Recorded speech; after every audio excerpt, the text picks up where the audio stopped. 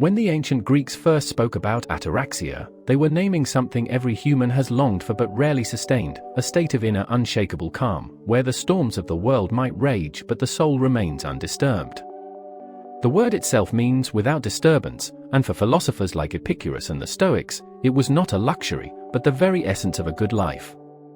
Epicurus, often misunderstood as a champion of indulgence, saw ataraxia not in excess but in simplicity.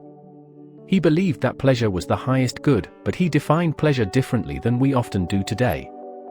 For him, it was not constant stimulation or indulgence, but the quiet satisfaction that comes from having enough food, enough shelter, enough companionship, and most importantly, freedom from fear.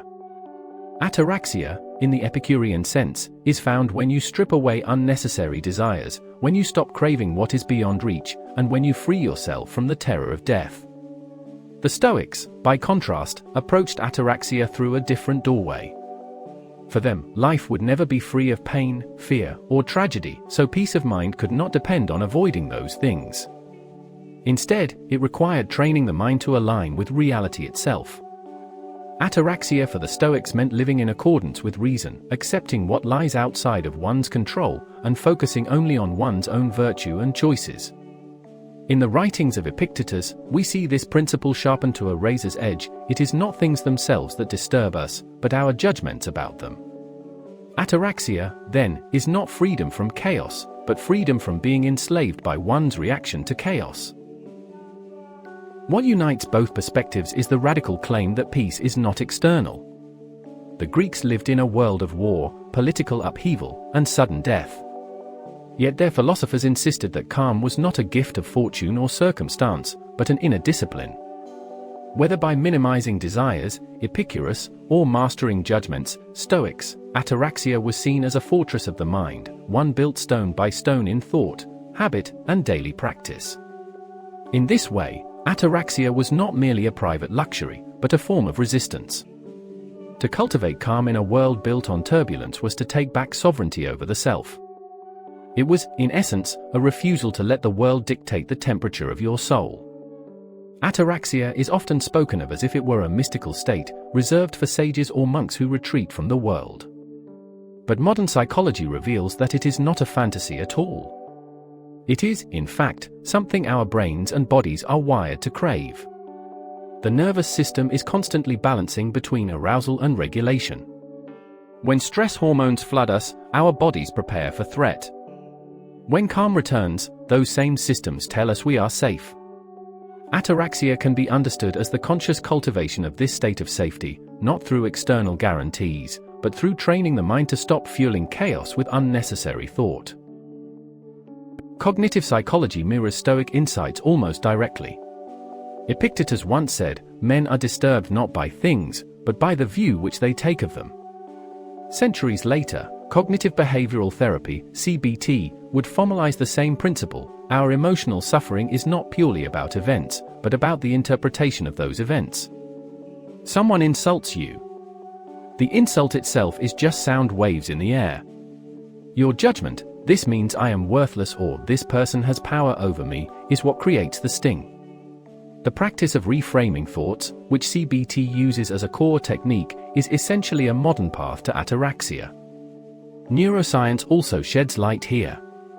The brain's default mode network, the part responsible for self-referential thinking, daydreaming, and ruminating, is active much of the time.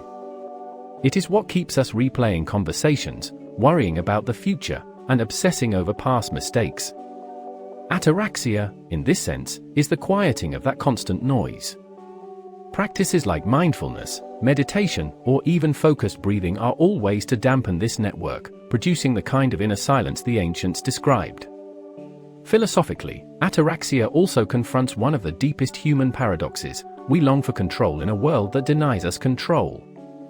The Stoics argued that the key was to separate what is within our power, our actions, choices, and judgments, from what is not, fortune, the actions of others, external events. Anxiety is born when we confuse the two, when we attempt to control the uncontrollable. Ataraxia, then, is not passive resignation, but radical clarity. It is the refusal to waste life fighting battles that cannot be won, so that energy can be spent where it actually matters. In this way, ataraxia is not about detachment from life but engagement with it on cleaner terms. It is choosing to respond rather than react, to pause rather than be swept away, to accept without collapsing. It is not the absence of storms but the presence of a steady hand on the wheel.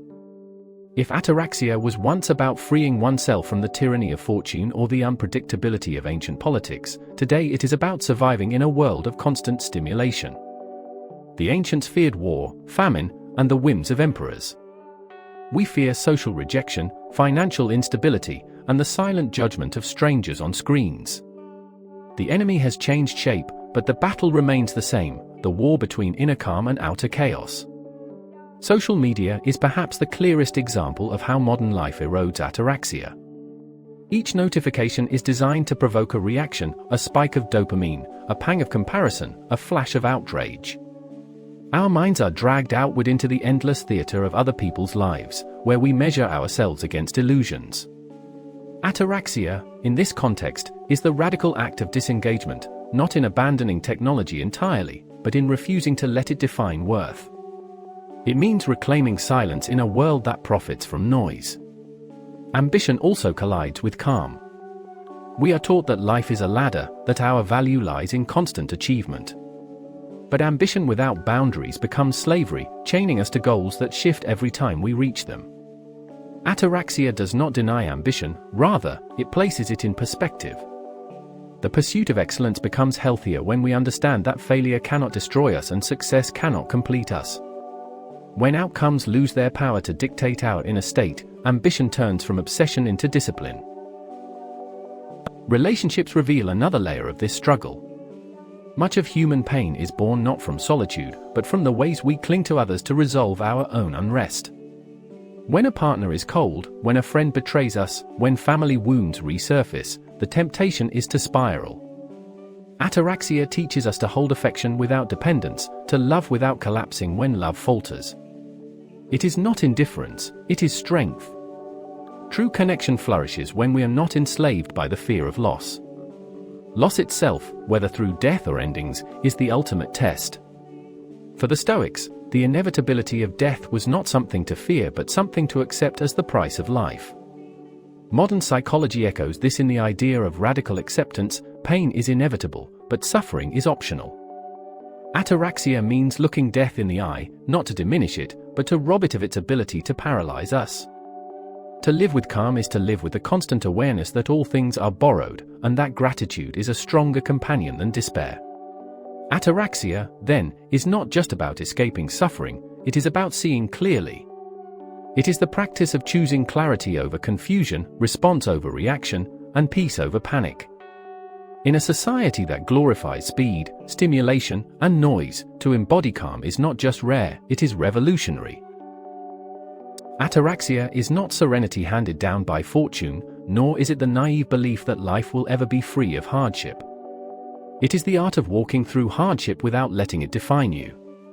The ancients knew that peace is not found in retreating from the world, but in no longer being ruled by it. The truth is, most people never taste it.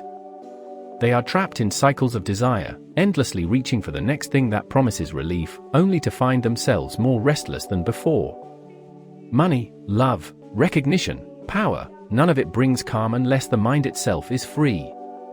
Ataraxia strips the illusion bare. It reminds us that the world does not owe us comfort, but it does offer us the chance to cultivate strength. This is why ataraxia is dangerous. It asks you to stop blaming circumstances, to stop waiting for the future to save you. It demands you confront the chaos of life and realize that peace is an internal discipline, not an external gift. Few people want this responsibility, because to accept it means there are no excuses left. But if you dare to pursue it, ataraxia becomes the only true wealth. In a society built on comparison, it makes you unshakable. In a world addicted to outrage, it makes you untouchable. In the face of death itself, it leaves you calm, because you have already made peace with the only thing no one can escape. Ataraxia is not comfort, it is clarity. Not blindness, but sight. Not escape, but endurance. And the deepest irony is this: the moment you stop chasing peace, you finally begin to find it.